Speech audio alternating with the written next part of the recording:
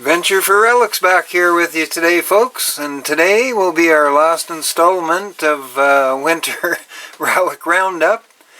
So anyway, I've got some not so old items. Well, it's a mixed bag again, but mostly toys or different plastic items that were dug up in the dump and cleaned up and saved. So we're going to start off here and go through them. First up, we have a figure of Stan Laurel. Now I don't know what would have been in him. Hang on, there is some markings on the back here.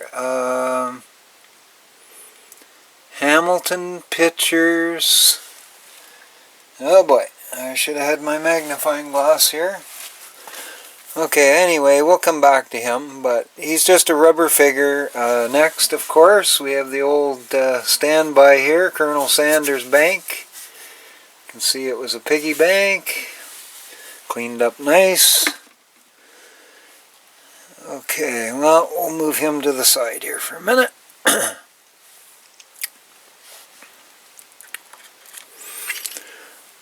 Alright, next we have, this is like the old type thick rubber, and it's just a kid's shovel for in the sand and that, but I love the rainbow color in it.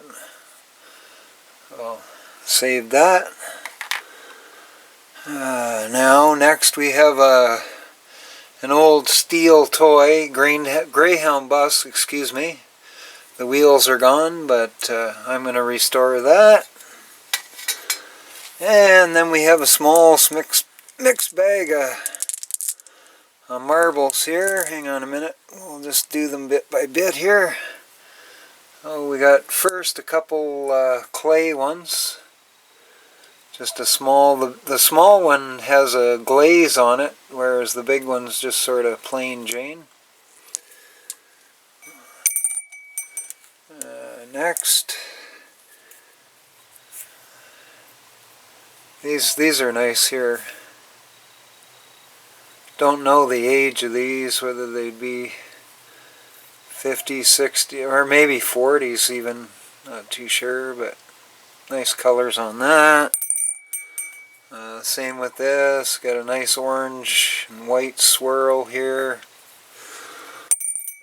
Next up, just a blue. This could have been from a game too. It is a gloss marble, just plain blue. Next we have a real tiny one here, this cobalt blue one. It's really nice though. It's got a nice swirl or pattern. Yeah, a nice white swirl on the one part of it. Hard to hold, the thing's so small, but nice deep cobalt blue. And really, really tiny marble. Next up, just a couple cat eyes, probably, 50s, 60s. Yellow and then a yellow blue. Next up, now we've got a painted one here. Or clear base, excuse me, clear base marble. It's got the yellow with the white, where you can see through the marble. Just a few swirls in it. Okay, that's those. Next up,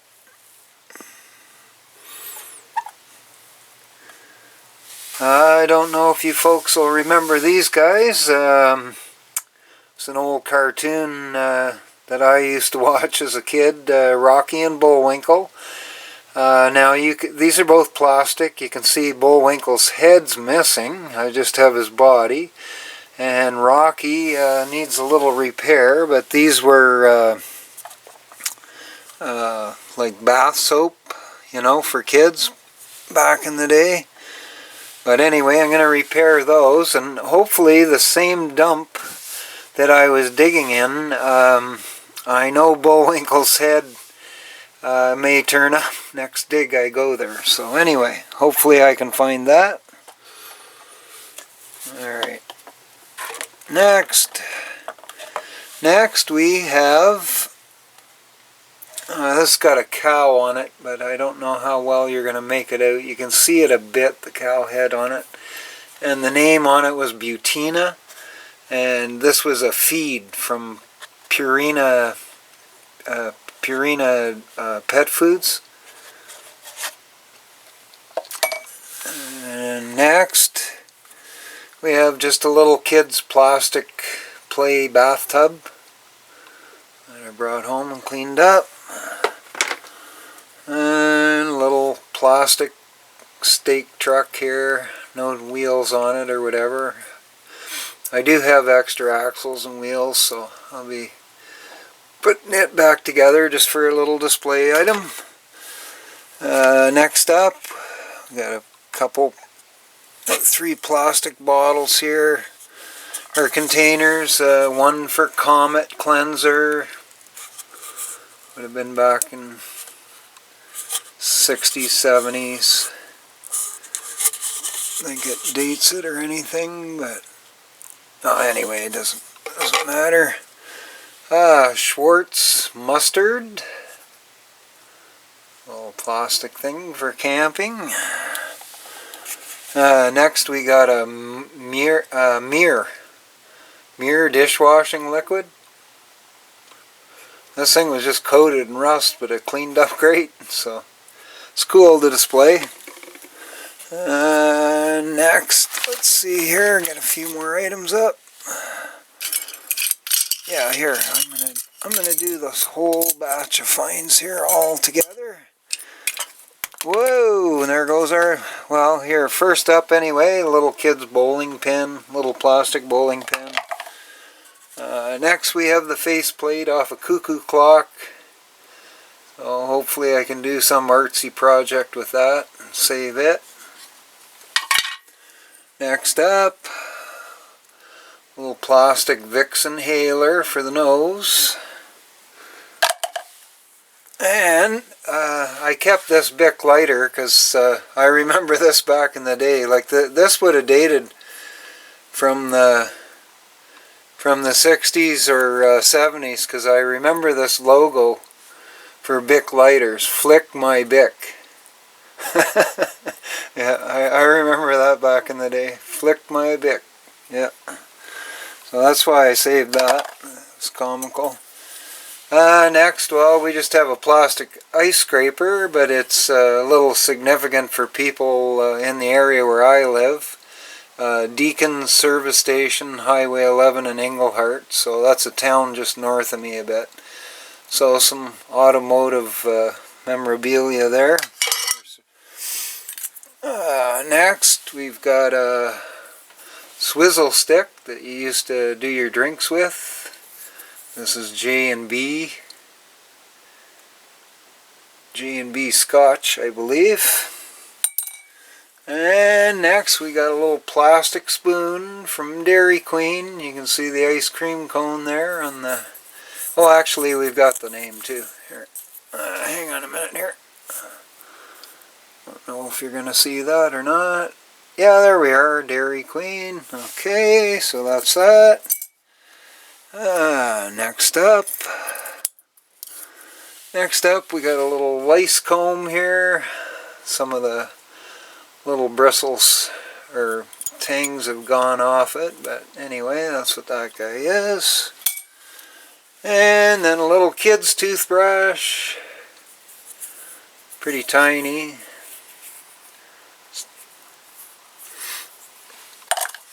And next up, just about there. Oh, hang on a minute. I think I'll do these three here next. Okay, so next we've got, I don't know how many of you will remember, but they had this, well, it's before my time, this old hard rubber that they made toys with. But anyway, you can see Mickey's airmail, you can see his head's missing, the propeller and the wheels are gone off the plane, part of the tail rudder. But I will rebuild this, and there is some parts, vintage parts that you can get for this, and we're going to restore it for display. Well, that was cool to find. Same thing with this. If I roll it around, I thought it said somewhere on here. Yeah, okay. Well, you can't make it out. The rubber's cracking really bad. But you can see part of the name just coming out. But anyway, I'm going to repair this with resin and get a head, a Donald Duck head for this. So this was another thing from Disney, made out of that old rubber car. And this guy is a little young kid's squeeze toy, or baby squeaker toy, with the little thing on the bottom. And this comes from Reliable Toys in Toronto. I don't know if you're going to be able to make Reliable out or not. But anyway, that would date back 40s, 50s. And once again, he's going to get a good cleaning and be repainted and just go for display. Alright, next batch. Alright, now next we have just a half of Pluto, but it'll make a nice display for a shadow box or whatever, you know. Vintage shadow box. Next, I'll probably end up throwing this out because it's pretty far gone, but just thought I'd bring it home to show. Policeman with his whistle there. Now he was, you can see the key in the back there where you'd wind him up.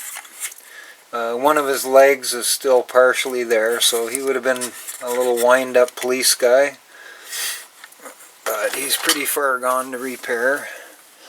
Next up, this is in the process of being fixed. I started putting, all these pieces were all torn apart on this plastic car, so slowly but surely it's coming back together. Back end of it. There's the front. And anyway, once again, I'll be repairing this and restoring it just for display. Next up, we have a bigger item here. Might take me a bit to get this in focus here, or get it all in. But anyway, this is Humpty Dumpty.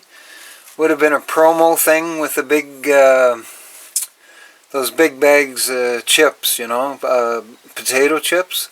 And I believe this would be like a sort of dart game or whatever. Some type of game anyway. But what's significant on this is down at the bottom from the 60s. Everybody will remember that, the old peace sign on the back of the bag here. So I thought that was pretty cool to bring home and clean up. Probably frame it, you know, and put it on the wall or something. Alright, that's that. And, oh, and last but not least, folks, I'm going to show you a fun little thing that maybe some of you may want to try, or maybe not. Now, this thing's really tall, so let me pan to the top of it here. There's the fluted top. Okay, now I'll bring it towards the camera. So what we have here is an old corktop amber chemical bottle. Okay, you can see the stem is elongated. There's our fluted top. So anyway, back in the day, you used to go to a fair or a carnival. Probably was prominent in the 70s. They used to stretch Coke bottles and, you know, all kinds of soda, different types of pop bottles and soda bottles.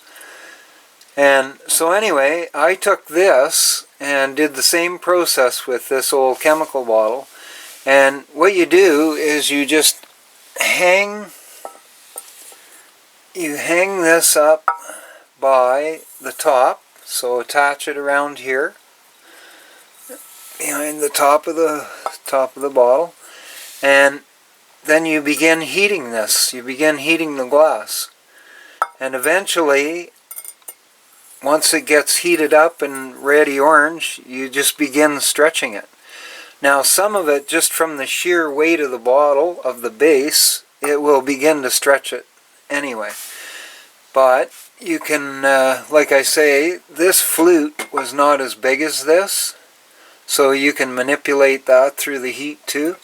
But kind of a fun and different idea to try, and I always remembered those other bottles from the fair years ago and thought they were pretty cool. They used to have different colored water in them and whatever. So anyway, there's just a little idea for you if you ever want to take on something like that or do something adventurous with a bottle and upscale it to a display piece like that. Well, you can give it a try. Now, I've never used a plain propane torch. Perhaps you can, but I don't believe you would attain the required heat. So anyway, there's just something different to share with you, and hopefully you enjoyed that, and we'll see you soon again, and digging season should be upon us. So take care and wish everyone well. Bye-bye for now.